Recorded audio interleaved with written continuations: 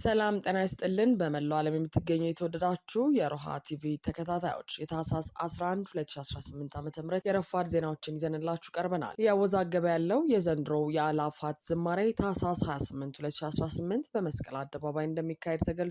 አረጋ ከበደ በቲሊሊ በፋኖ በተፈጸመባቸው ጥቃት ለጥቂት ሲያመልጡ፣ በሸዋ ቀጠና ደግሞ የሁለቱም እዝ አመራሮች በጋራ ታይተዋል። ዝርዝር የግንባር መረጃዎችን ይዘናል። የአብይ ጀኔራሎችና የአረጋ ከበደ መድፍና ታንክ ይዘው ያላሸነፉንን ማይክ ይዘው አያሸንፉንም ሲል አርበኛ አስረስ ገልጿል። ሰሙታላችሁ። ተጠናቀው ስራ ለጀመሩ ፕሮጀክቶችና በጀት ተለቆላቸው ላልተከናወኑ ፕሮጀክቶች በአጠቃላይ 4.07 ቢሊዮን ብር በጀት ተመድቦ መገኘቱ ተገልጿል። ብልጽግና በኢፍሬት ኩባንያዎች ላይ ተጥሎ የነበረውን የባንክ ሂሳብ እግድ ማንሳቱ ተሰምተዋል። ውድ አድማጭ ተመልካቾቻችን አብራችሁን ልትቆዩ ከፈቀዳችሁ እነዚህ መረጃዎች በዝርዝር የምናሰማችሁ ይሆናል። የሮሃ ቲቪ ወቅታዊና ሀቀኛ መረጃዎች እንዲደርሷችሁ ቻናሉን ሰብስክራይብ፣ ላይክ እና ሼር በማድረግ አሁኑኑ ቤተሰብ ይሁኑ። እያወዛገበ ያለው የዘንድሮው የአእላፋት ዝማሬ ታህሳስ 28 2018 ዓ.ም በመስቀል አደባባይ እንደሚካሄድ ተገለጸ። የኢትዮጵያዊው ጃንደረባ ትውልድ ወይም ኢጃት የአእላፋት ሳምንት በተሰኘ አውደ ርዕይና የፎረም መድረክ ከታህሳስ 16 ቀን ጀምሮ እስከ ታህሳስ 23 2018 ዓ.ም ድረስ በጊዮን ሆቴል ግራውንድስ ላይ ለማከናወን ዝግጅት መጠናቀቁን አሳውቋል። የዚህ ዝግጅት ዋና ዓላማም የአብነት ትምህርት ቤቶች፣ አድባራትና ገዳማት ስራዎቻቸውን እንዲያቀርቡ ማድረግ፣ ቀደምት የቤተ ክርስቲያኒቱ ሊቃውንት፣ ደራሲያን፣ ዘማሪያንና የታሪክ ሰዎች የሚዘከሩበት ዓመታዊ መድረክ ማዘጋጀት፣ ምሁራን ለቤተ ክርስቲያን አገልግሎት በዘላቂነት ታትሞ የሚሰራጭ የአውደ ጥናት መድረክ ለማሰናዳት ጥናታዊ ጽሑፎቻቸውን የሚያቀርቡበት መድረክ መፍጠር እንደሆነ ገልጿል። ሌላው የዚህ ዝግጅት ዓላማ ራሳችንንም በኢኮኖሚ መገንባት ነው። የማህበራችን ዓላማ ከሆኑት ውስጥም አንዱ ነው። እንደሚታወቀው በዓላት በመጡ ቁጥር ወደ ልመና ነው የምንወጣው። ምዕመናኑን ነው ሁሌም የምንለምነው። እኛ ማህበራቶች ደግሞ ከዚህ መላቀቅ መቻል አለብን ብለዋል። በርካታ አገልግሎቶች አሉብን። እነዚህን አገልግሎቶች ሊያከናውን የሚያስችል የኢኮኖሚ አቅም መፍጠር አለብን። ይህንን ለማድረግ ደግሞ በንግድና ፈጠራ ስራ የተሰማሩ ጥሩ ኢኮኖሚ አቅም ያላቸው ኦርቶዶክሳውያን የሚተዋወቁበት መድረክ መፍጠር ያስፈልጋል ሲል ገልጿል። በተጨማሪም በደቡብ ወሎ ሀገረ ስብከት በከለላ ወረዳ የሚገኘው የደብረ ባህሪ አባ ጊዮርጊስ ዘጋስጫና አቡነ በጸሎት ሚካኤል አንድነት ገዳም ጋር በመተባበር ኢትዮጵያዊው ነባቤ መለኮት በሚል ርዕስ የቅዱስ አባ ጊዮርጊስ ዘጋስጫ 600ኛ ዓመት ይከበራል፣ ይዘከራል። የ2018 ዓ.ም የገና መባ ለዚሁ ገዳም እንዲሆን ተወስኗል ብሏል። ኢጃት የአገልግሎት አመራር ቦርድ ምክትል ሰብሳቢ የሆኑት ቢኒያም አህመድ ኢጃት ሲባል በሰዎች አእምሮ ዘንድ ቀድሞ የሚመጣውና በስፋት ጎልቶ የሚታየው የአእላፋት ዝማሬ ነው። አውደሬውና የፎረም መድረኩን ያዘጋጀ ነው ከዚህ ጥያቄ መውጣት የምንችልበትን አግባብ እንዲፈጥርልን ነው ብለዋል። በዚህ 8 ቀን አውደሬና የጃን ፎረም መድረክ ላይ በርካታ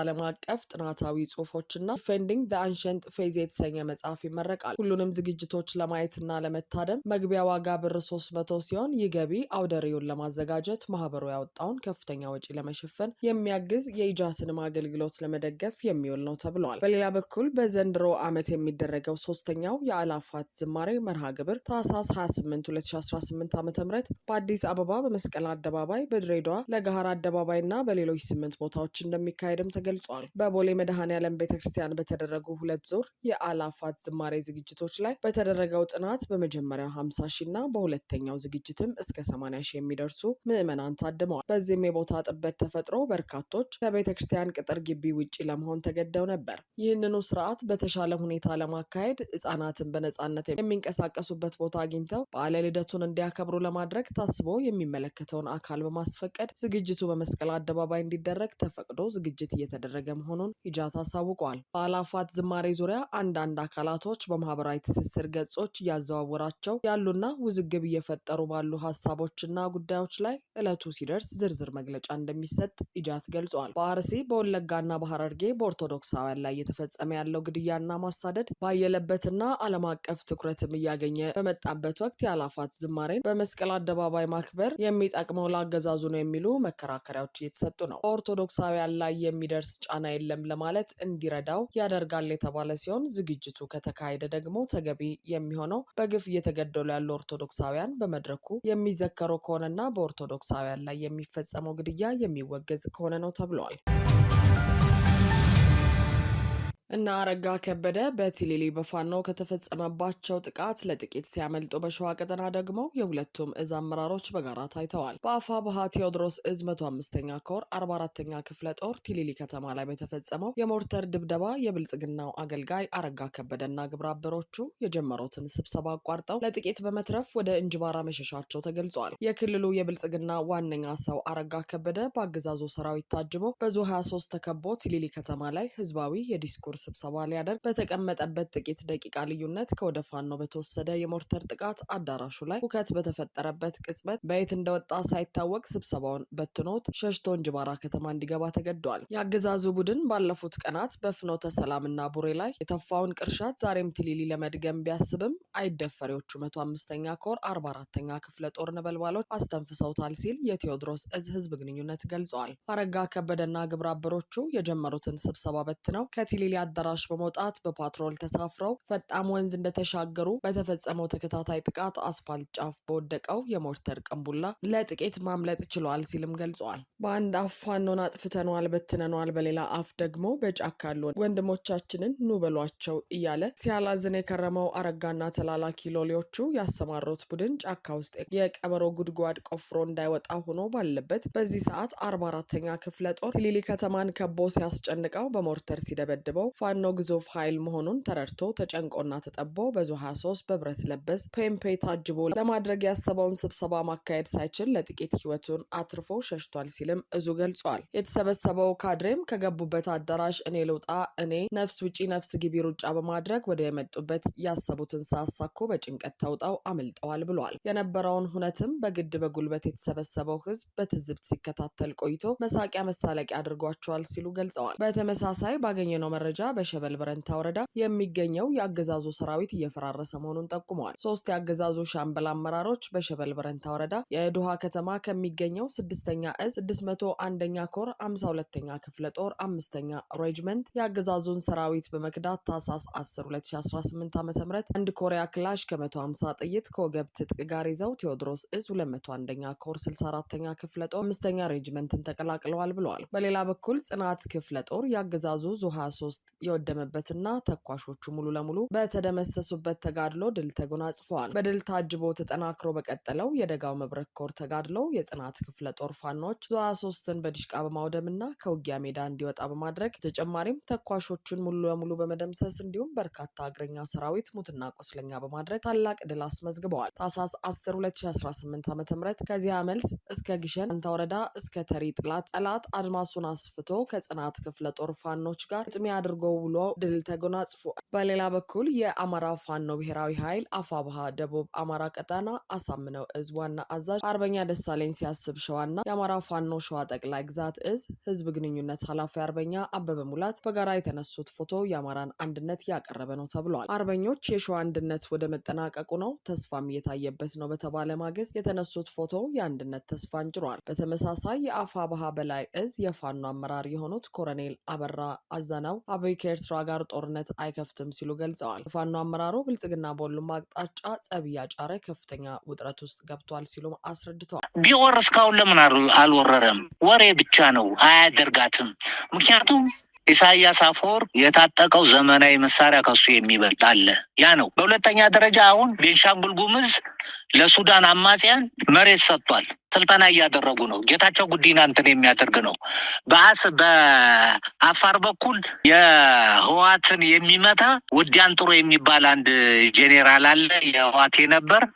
አሁን ባንዳ ሆኖ ለብልጽግና የሚሰራ እሱ የዛ የብልጽግና ተላላኪ ሆኖ የትግራይን ቲፒኤልኤፍን ይመታል ተብሎ እንትን የሚያደርግ እዛ ማሰልጠኛ ምናምን አለው። አጠቃላይ በጀቱ አጠቃላይ ሁሉም አልባሳቱ ምናምኑ የስልጠናው ምናምን ብልጽግና የሚረዳው ነው። ይሄ ነው። የደቡብ ሱዳንን ልክ እንደዚህ ነው ያለው። ከኤርትራ ጋር አሁን በሱዳን በሁለቱ ሱዳን ጄኔራሎች ስንት ሽኩቻ ውስጥ ነው ያለ እና ምንም ነገር በቃ እየሄደ ከሶማሌ ጋር ያለውን ውዝግብ ታውቃለህ። የኢትዮጵያ ሰላም አስከባሪ ከዛ እንዲወጣ ተደረገ። 4,000 ምናምን ነበር አሚሶንና ነን አሚሶን የሚባል እኛ በነበርንበት ሰዓት። አሁን ያንን ለቀው እንዲወጡ የግብፅ ሰራዊት እንዲወጣ ተደረገ፣ እንዲገባ ተደረገ። የሌላም ስለዚህ በየቦታው እየሄደ ዓለም አቀፍ ተቀባይነትን አንደኛ ያጣበት ሁኔታ ነው ያለ በዲፕሎማሲ፣ ሁለተኛ በወታደራዊ እንትን የኢትዮጵያ ሰላም አስከባሪ ፒስ ኪፐርስ በጣም ተፈላጊ የነበረበትን ከአብዬ እንዲወጣ ተደረገ፣ ከሶማሌ እንዲወጣ ተደረገ። ከምንም ነገር ለሀገር ውስጥ ፍጆታ ሀገር ውስጥ ሲመጣም ከኛ ጋር ነው ውጊያ የሚያደርግ ከኦነግ ጋር የሚያደርገው ያው በሁለቱም በኩል እየሄደ የሚመታበት ሁኔታ ላይ ነው ያለው። የአብይ ጀኔራሎችና አረጋ ከበደ መድፍና ታንክ ይዘው አላሸነፉንን ማይክ ይዘው አያሸንፉንም ሲል አርበኛ አስረስ ገለጸ። የአማራ ፋኖ ብሔራዊ ኃይል አፋብኃ ቴዎድሮስ እዝ ምክትል ሰብሳቢና የፖለቲካ ዘርፍ ኃላፊ አርበኛ አስረስ ማረ ከሰሞኑ አረጋ ከበደና የአገዛዙ ጀኔራሎች በየአዳራሹ እየተገኙ ስለሚያደርጉት ንግግር ምላሽ ሰጥተዋል። በምላሹም ከነተላላኪነቱም ቢሆን ትንሽዬ ድርጅታዊ አውቶኖሚ የነበረው ብአዴን ሙሉ በሙሉ ፈርሶ ብልጽግና ውህድ ድርጅት ከሆነ ወዲህ የአማራ ብልጽግና የሚባለው ስብስብ ቴክኒካሊም ቢሆን በራሱ ቆሞ ማሰብ የሚችልበት እድል የለውም ብለዋል። የአማራ ብልጽግና የሚለው አጠራርም አማራ ወኪል ያለው በማስመሰል ለአብይ አህመድ ፊሽካነት እንዲያገለግል የሚጠቀሙበት አጠራር ነው ሲል ገልጿል። ነባሩ የብአዴን ኔትወርክም አርኪቴክቶቹም መዋቅሩን በፋኖ ተጋድሎ ተበታትኗል ያለው አስረስ ያም ሆኖ በየከተሞች ህዝብ እያሰባሰበ የአማራን ህዝብ ትግል ሲያንቋሽሽና ፋኖን ሲረግም መዋሉ አልቀረም ሲል ገልጿል። ይህንን ተግባር እንደ ፖለቲካ ስራ የሚያዩ ወገኖች አማራ ክልል ውስጥ አገዛዙ እግር እየተከተለ ይሆን የሚል ስጋት ሲያድርባቸው እናያለን ሲልም ገልጿል። ብልጽግና ከዕለት ግርግር ያለፈ ነገር መስራት የማይችል የቀውስ ቡድን ነው። በአዳራሽ ሰላም ፈላጊ የሚመስለው ኃይል ከአዳራሽ እንደወጣ ህዝብን በገፍ የሚዘርፍና የሚጨፈጭፍ ነው። ከዚህ በፊትም ብዙ ከተሞች ላይ በድሽቃና በሞርተር ብንበትንበትም ህዝብ አስገድዶ ብዙ ሰላማዊ ሰልፎችን ለማድረግ መሞከሩ አይዘነጋም ሲልም አብራርተዋል። በሽማግሌ ስም፣ በሰላም ካውንስል ስም፣ በሃይማኖት አባቶች ስም የተደራጁና ነጋዴዎች ጭምር የተካተቱበት ከትግል የሚያስኮበልሉ የፖለቲካ ደላሎችም ከብዙ በጀት ጋር አሰማርቶ ነበር። ዳሩ ምንም ለውጥ አያመጣምም በማለትም ገልጿል። የአማራን ትግል ማስቆም የሚቻለው የትግሉን አጀንዳዎች ለይቶ ተግባራዊ ምላሽ በመስጠት ብቻ ነው የሚለው አርበኛው፣ እነኚህ ጥያቄዎች ደግሞ አገዛዙ የቆመበትን የቀውስና የሽብር አምድ የሚሰባብሩ ስለሆኑ አርቆ አሳቢነትንና ህዝብን ማስቀደምን ይጠይቃሉ። አብይ ደግሞ ለዚህ ዝግጁ አይደለም ሲል ገልጿል። የተሰባበረው የብአዴን መዋቅር ደግሞ ቴክኒካሊም ሆነ በፍላጎት ደረጃ ይህንን አጀንዳ ሴት ለማድረግ የማይችል እንደ ፖለቲካ ድርጅትም ሆነ እንደ ክልል መንግስት ወይም እንደ ስብስብ መቆም የማይችል ነው ብሎታል። ስብስቡ የቀበሌና የወረዳ መዋቅር የለው። ባህር ዳርና የዞን ከተሞች ያለው አመራርም ከሰራዊቱ ካምፕ የሚያድር ነው። ለደህንነትም ለፖለቲካ ስራም ከጀኔራሎች ጋር የተጠረነፈ ነው። ደሞዝና ሬሽን አይቀበል እንጂ የመከላከያው ስታፍ ነው ሲል ገልጾታል። የታችኛው መዋቅር ኔትወርክ ስለሌለው አየር ላይ ያለ ፊኛ ነው። በዚህ ምክንያት እንደ ስብስብ አጀንዳ መያዝም ሆነ ወደ ስራ ማስገባት አይችልም። ስለዚህ ከአክቲቪስትነት የዘለለ ሚና የላቸውም። ለዛም ነው አዲሶቹ ከጆች ሳይቀሩ ከረባት አድርገው ወደ ስቱዲዮ የዘመቱት ብሏል። የሆነ ሆኖ ለመጪዎቹ በርከት ያሉ ጊዜያት የአማራ ህዝብ ፖለቲካ የሚወክለው ለህዝቡ ነጻነት፣ ህልውናና ልዕልና ህይወት እየከፈለ ባለው የፋኖ መዋቅር ብቻ ነው ሲል ገልጿል። ሲጠቃለል ይህ ትግል ተራ የሽምቅ ትግል አይደለም፣ በማህበራዊ ንቅናቄ የታጀበ የአማራ ህዝብ የህልውና ትግል ነው ያለው አርበኛው መድፍና ታንክ ይዞ ያላሸነፈንን ጀኔራል መሐመድ ማይክ ይዞ አያሸንፈንም፣ አረጋ ከበደ ሚሊሻን ከነሙሉ ክብሩ ካድሬን ከነኮተቱ ተሸክሞ ፈቀቅ ያላደረገውን ትግል እናቶችን ሰብስቦ በሚደሰኩረው ወሬ የሚለውጠው ነገር የለም ብሏል። ተጠናቀው ስራ ለጀመሩ ፕሮጀክቶችና በጀት ተለቆላቸው ላልተከናወኑ ፕሮጀክቶች በአጠቃላይ 4.07 ቢሊዮን ብር በጀት ተመድቦ መገኘቱ ተገልጿል። በፓርላማው የመንግስት ወጪ አስተዳደርና ቁጥጥር ጉዳዮች ቋሚ ኮሚቴ በሀገራዊ የልማት ፕሮጀክቶች የክትትልና የቁጥጥር ስርዓት ላይ የፌዴራሉ ዋና ኦዲተር ያካሄደውን የክዋኔ ኦዲትና በኦዲቱ የተገኙ ክፍተቶችን መሰረት አድርጎ ጉዳዩ ከሚመለከተው የፕላን ልማት ሚኒስቴር ከፍተኛ አመራሮች ጋር ውይይት አድርጎ ነበር። የቋሚ ኮሚቴው ሰብሳቢ ሽመቤት ደምሴ ዶክተር ፌዴራል ዋና ኦዲተር የክዋኔ ኦዲት ግኝትን መሰረት በማድረግ የአዋጭነት ጥናት ሳይጠና በጀት የተመደበላቸው ፕሮጀክቶች መኖራቸውን፣ የፋይናንስና የፊዚካል ሪፖርት የማያቀርቡና በተቀመጠላቸው ጊዜና በጀት ያልተጠናቀቁ ፕሮጀክቶች መኖራቸውን በመጥቀስ ሚኒስቴሩ ይህንን ለማስተካከል የወሰደውን እርምጃ ጠይቀዋል። ከዚህ በተጨማሪ ተጠናቀው ስራ ለጀመሩ ፕሮጀክቶች ሲመደብ መቆየቱን በመግለጽ ይህ እንዴት ሊሆን እንደቻለ ሚኒስትሩ ማብራሪያ እንዲሰጥበት ጠይቀዋል። የፌዴራል ዋና ኦዲተር ባለፈው ዓመት የኦዲት ግኝት ሪፖርቱን ለፓርላማ ማቅረቡ የሚታወስ ሲሆን የክዋኔ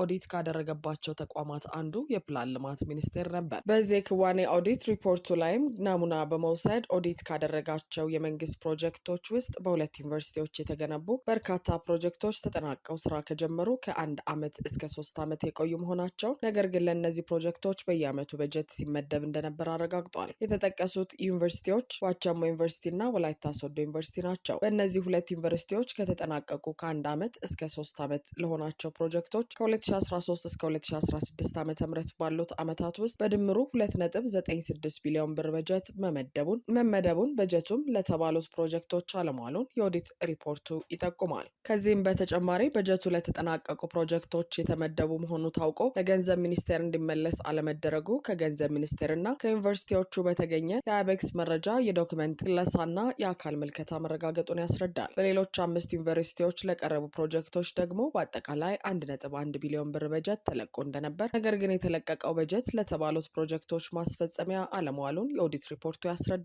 ተጠናቀው ስራ ለጀመሩ ፕሮጀክቶችና በጀት ተለቆላቸው ላልተከናወኑ ፕሮጀክቶች በአጠቃላይ 4.07 ቢሊዮን ብር በጀት ተመድቦ መገኘቱን ዋና ኦዲተር በኦዲት ግኝት ሪፖርቱ አስታውቋል። በየአቅጣጫው የፈረሰ መንግስት መሆኑን የሚያመላክቱ ክስተቶች እየታዩ ነው። በፖለቲካው፣ በወታደራዊና በማህበራዊ ጉዳዮች ሁሉ የአገዛዙን መፍረስ የሚያመላክቱ ባህሪያቶች እንዲታዩ ሆኗል። በዚህም ሁሉም የስርዓቱ ባለስልጣን ሩጫው ሁሉ ዝርፊያ ላይ የሆነ ሲሆን እንቅስቃሴውም በልቼ ልሙት ይመስላል። ሆኖም ግን አብይ አህመድ በብልጽግና ዘመን መንግስታዊ ዝርፊያ የለም፣ 1 ብር አንነካም፣ 1 ብር የሚነካ አመራርም የለኝም ሲሉ ተደምጠዋል። ሆኖም ባለፈው ሳምንት ብቻ በራሳቸው ሚዲያዎች ቢሊዮን ብሮችን ዘርፈዋል በተባሉ ከፍተኛ ባለስልጣናትን ስርቆት አስነብበዋል። አሁን ደግሞ ሌላ ቢሊዮኖች መዘረፋቸው በፓርላማው ጭምር ተነግሯል። እነዚህ ተዘረፉ የተባሉት ብሮች አሁን ላይ በአገሪቷ ላሉ 3 እና 4 ክልሎች ዓመታዊ በጀት መዋል የሚችሉ መሆናቸው ልብ ሊባል ይገባል።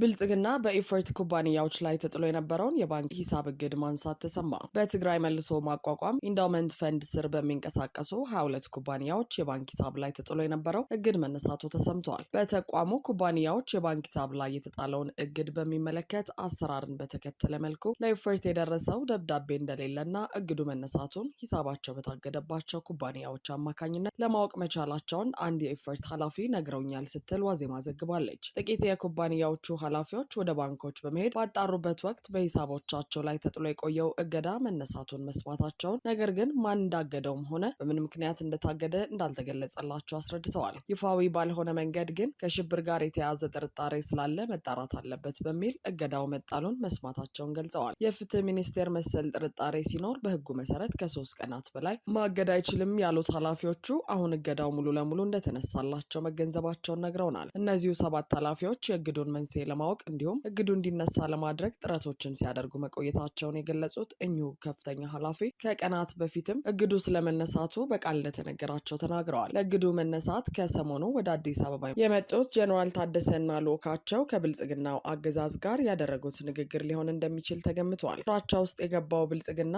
በምን ቅድመ ሁኔታ የድርጅቶቹ እግድ እንዳነሳ ግን ማወቅ አልተቻለም። ታህሳስ 7 2018 ዓ.ም የፍትህ ሚኒስቴር የጠቅላይ አቃቤ ህግ ዘርፍ ሚኒስትር ደኤታው አቶ ተስፋዬ ዳባ ዋቅጅራ ፊርማ ያረፈበት ደብዳቤ ሱር ኮንስትራክሽንን ጨምሮ በኢፈርት ስር የሚንቀሳቀሱ 22 ኩባንያዎች የባንክ ሂሳብ ህዳር 25 ቀን 2018 ዓ.ም እና ህዳር 30 2018 ዓ.ም ለሀገሪቱ ሁሉም ባንኮች በተጻፉ 2 ደብዳቤዎች የሂሳብ እግድ መተላለፉን ያትታል። ሆኖም በተቋማቱ ላይ የተጣለው እግድ በአዋጅ ቁጥር 1364/17 አንቀጽ 20/3 እግዱ እንዲነሳ ማዘዙን ለ30ዎቹ ባንኮች ታህሳስ 7 2018 ዓ.ም በጻፈው ደብዳቤ ገልጻል።